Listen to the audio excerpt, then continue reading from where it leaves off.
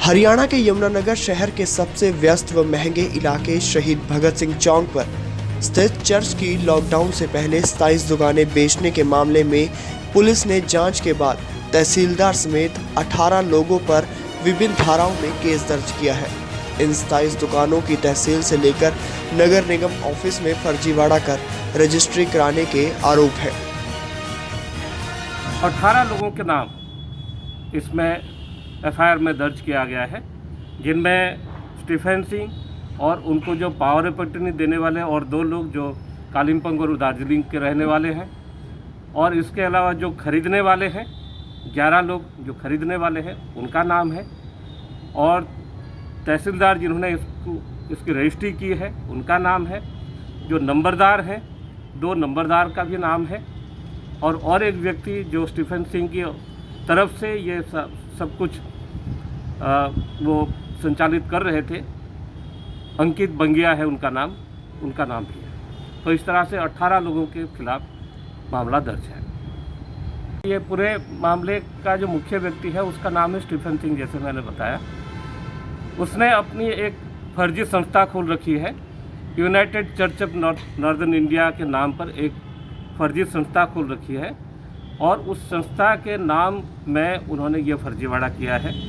उनको जो general power of attorney दिए हैं वो दार्जिलिंग कालिम्पोंग के रहने वाले लोग, जिनका हमारी संस्था के साथ ना Church of North India Trust Association के साथ और ना ही United Church of Northern India जो एक रजिस्टर्ड बॉडी है जिनके ऑफिस मुंबई में है, ये दोनों ट्रस्ट में से उनका कोई लेना देना नहीं है।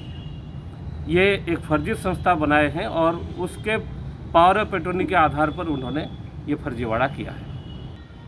मेरा नाम प्रमोद तांडी है और यहाँ यमुनानगर फुहारा चौक के पास जो चर्च है सेंट पीटर्स चर्च, मैं इस चर्च का पादरी हूँ। यहाँ चर्च के साथ हमारे 28 दुकानें हैं, और ये प्रॉपर्टी का जो मालिक है वो है church of North India Trust association, जिनका हेड ऑफिस दिल्ली में है, और यहाँ ये प्रॉपर्टी उस ट्रस्ट के अंडर में आता है। और डायसिस ऑफ दिल्ली, जो दिल्ली और हरियाणा प्रांत में जितने भी इस संस्था के जुड़े हुए चर्च हैं उन सारे चर्चेस के संचालन करते हैं। ये जो 28 दुकानें हमारे हैं इनको हमने किराए पे दे रखे हैं, और बहुत सारे लोग 28 दुकानों में अलग अलग लोग किराए पे बैठे हुए हैं, और चर्च को वो किराया देते हैं, और उस किराए से हम चर्च के ज़रूरतों के मुताबिक हम इस्तेमाल करते हैं। इन दुकानों को 28 में से 27 दुकानों को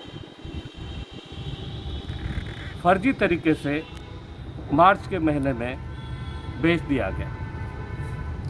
एक व्यक्ति जिसका नाम है स्टीफन सिंह, और जो झांसी उत्तर प्रदेश का रहने वाला है, उसने फर्जी तरीके से 11 लोगों को 27 दुकानें बेच दी है, और 6 मार्च को जगाधरी तहसील ऑफिस में उन्होंने रजिस्ट्री कराई है।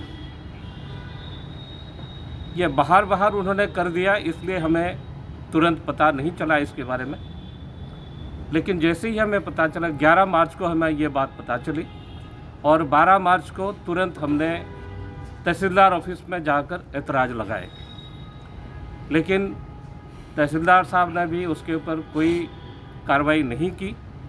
और जिस वजह से हम डीसी साहब के पास भी गए, एसपी साहब के पास भी गए, नगर निगम में भी गए, और जितने भी सरकारी अधिकारी हैं, प्रशासनिक अधिकारी हैं, उन सब के पास गए जो इस मामले को सुलझा सकते थे। और हम धन्यवाद देते हैं प्रशासन को कि उन्होंने हमारे गुहार को उन्होंने सुना और कार्रवाई शुरू की है। एसपी साहब को और डीसी साहब को हमने जो अपील दिए थे उसके ऊपर कार्रवाई करते हुए जो इकोनॉमिक ऑफेंस विंग है उन्होंने छानबीन की पूरे मामले की और उन्होंने अपना रिपोर्ट सौंप दिया। और उसके बाद स्टीफन सिंह और उसके साथ जितने भी लोग मिले हुए हैं इस पूरे मामले में, उन लोगों के नाम थाने में एफआईआर दर्ज हो गया है। और हम उम्मीद करते हैं कि बहुत जल्द ये सारे के सारे लोग कानून के गिरफ्त में आएंगे और हमें न्याय मिलेगा।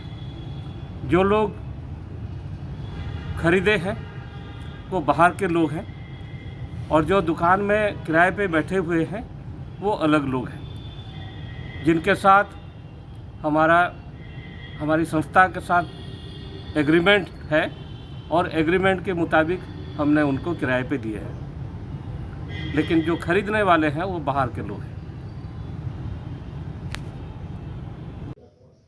ये दरखास्त अगस्त में दी थी चर्च के पादरी हैं प्रमोद कुमार जिन्होंने, जिसकी जांच इकोनॉमिक सेल के द्वारा की गई थी, जहां से जांच में के बाद इस पर मुकदमा दर्ज हुआ है।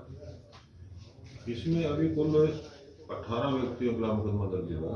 बाकी अभी जांच का विषय है कि इसमें कितने दोषी पाए जाते। यही मामला है कि अभी इसमें यह आरोप लगाया गया कि एक फर्जी पावर ऑफ अटॉर्नी तैयार की गई है। उसके बाद ये जांच की गई। अभी जांच में यही पाया गया कि अभी तक ये हो सकता है फर्जी हो। ये कुल 28 दुकानें हैं। इनका भी नाम आ रहा है। हाँ, इसमें तहसील के अधिकारियों का नाम है, अभी उनकी कोई मिली भगत रही है, लेकिन अभी ये जांच का विषय है, अभी इसमें रही है या नहीं रही, क्योंकि अभी इसमें जब तक जांच पूरी नहीं होती है नहीं कह सकते भी कोई इन्वॉल्वमेंट है। इसमें इन्वेस्टिगेशन की जा रही है, काफी जो रिकॉर्ड है वो लिया जा रहा है।